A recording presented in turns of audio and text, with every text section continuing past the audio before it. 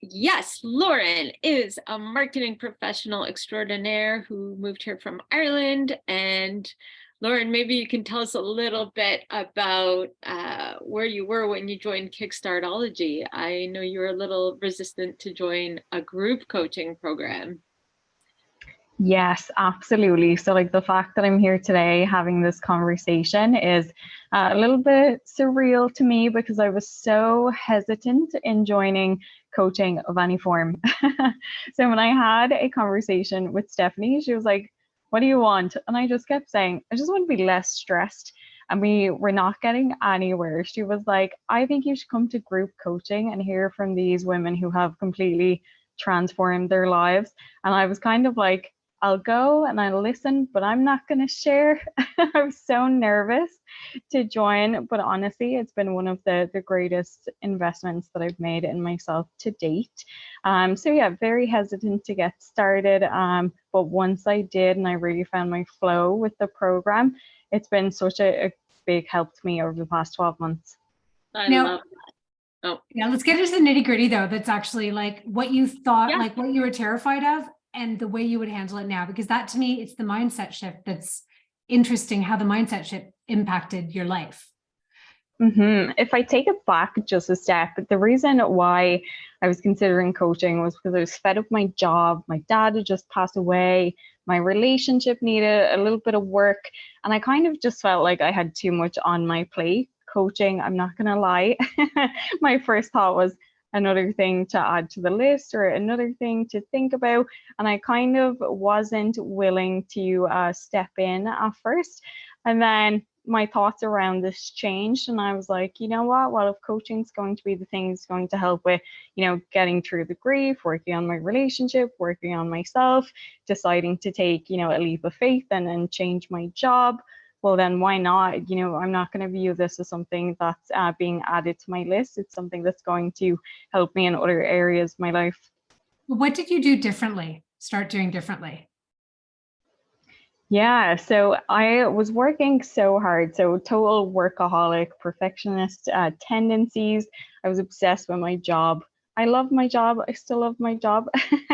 That hasn't changed. But what has changed is the way I view my work and the way I view my life and how I sort of try to strike a balance between the two. So at first I kept saying, I would love to find some work-life balance. And you see all those graphics that show you all these nice symmetrical images that reflect your work life and your personal life.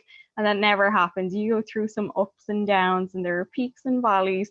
So throughout that, coaching has helped me to embrace some of the challenges that come up, not to be too weary of what's going on.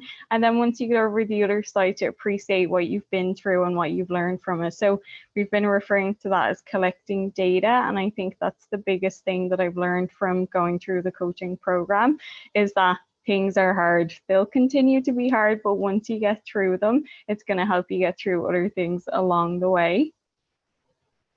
I love the way, I just want to say one thing. I love the way that's like the way you interpreted collecting data and went there, and that helps you because your thoughts would not help me, right? Like we all have our own little brains and ways of doing things, or we take this and we adapt it to make it work, to make it easier for us. I don't want people to be like, I don't want to think life is harder, you know, like, so I just wanted to specify that. Oh, I just wanted to make Lauren bigger. So I hope everyone can see her clearly now. I got some feedback that she wasn't big enough.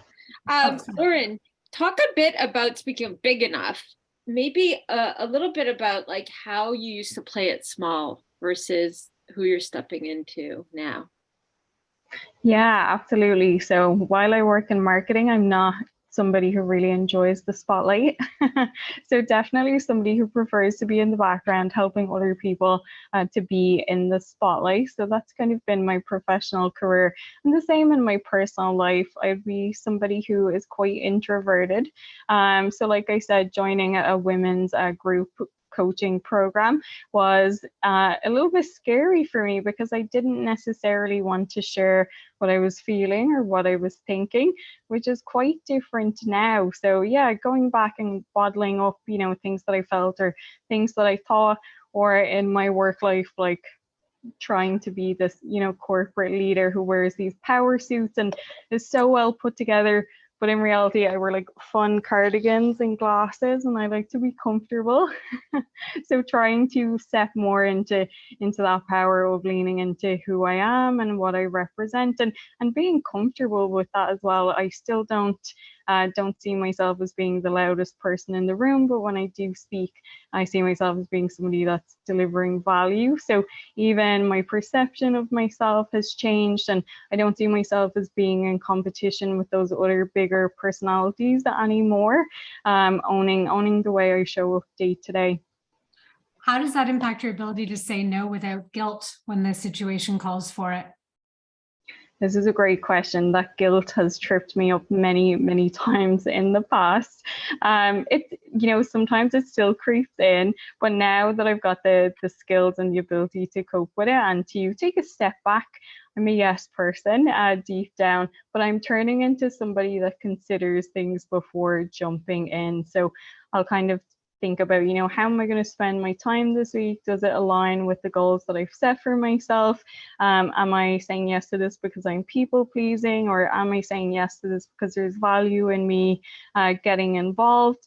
I've asked a lot more questions lately as well, which opens up the conversation, lets me unearth a couple of other insights that maybe I wasn't seeing beforehand because I was just agreeing to everything that came my way. So things are different now. I'm definitely somebody who deliberates over things before I say yes, and it's been really helpful. What are you doing tomorrow? I know you have a life now. You were saying before you didn't have time for a life. Just tell us what you decided to do just because the opportunity came up, and in the past you wouldn't have.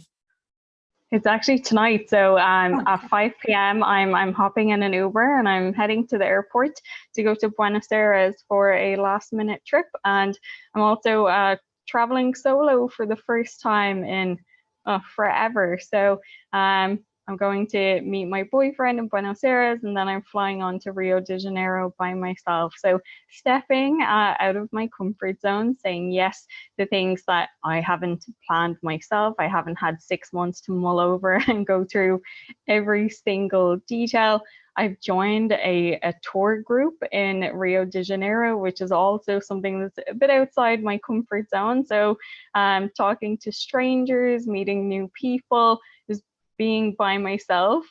This is going to be fun. It's going to be something new for me, and I'm excited. That's the best time. And I said yesterday, sometimes like when we're talking to the person, they don't see the change, but we see it. But they're like, "What? I'm this person now." Lauren used to stress about little details of what she'd say and get caught in the weeds. And we did using the tools and the framework, I'd be like, "No, go back to this tool, go back to this tool." And she started getting it. She's like, "Oh," and got these insights. And it was so interesting to watch her casually be like, "So I took a day off and I decided to like hang out by myself, do these things. And then, well, I said no to this. Oh, I met this person. I had a lot of fun." And I was like, "Wait, what the fuck? When did this?" It was really fun to watch you just sometimes just integrate it, and things would change really fast. And I'd be like, "That used to scare you. How?" Like, it's just so fun to watch. And I can't wait to figure out what you do next.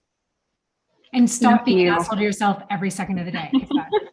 And I just want to point out, you were like, "I love my job." But remember, when you started, you had a completely different job that you did not love. Yes. So I kept saying, "Stephanie, I'm stressed. Like, I'm just stressed." And she would say, "Well, what do you want?" And I didn't even know, because I hadn't given, any thought to what do I actually enjoy outside of work. So it just become so consuming, just in terms of my time, my energy, the way I felt about myself. It didn't really align with my vision anymore. So that was like my favorite part of the coaching program, by the way, was getting closer into realizing what kind of person you want to be and what steps to take in order to get closer to your vision. So I remember just thinking to myself at that time, I don't want to be somebody who is stressed at work. They come home, their personal life is stressful as well because they're not giving it the attention that it needs. And beyond that, I had kind of forgotten about, hobbies that I once had that I hadn't enjoyed. And I'd been closed off to exploring, new possibilities. I went skiing twice last year. It was miserable and I hated it and I couldn't wait to leave. I joined a ski club this year and I love skiing. So there are a couple of changes like that that have occurred as well, where I've kind of been questioning myself, saying, you used to like to read, you used to love to cook, you used to like to run. And I'm trying to reignite those passions again because I have the time and the space that I need to explore them. That's beautiful. Thank you. We're out of time, but like so appreciate that. And it's been fun to be witness to your journey. So much fun. Have the best time on your trip. Yeah. Thank you so much. We can't wait to hear all about it. For sure. Amazing. Okay, I want to tell you something. This is for the alumni and for new people.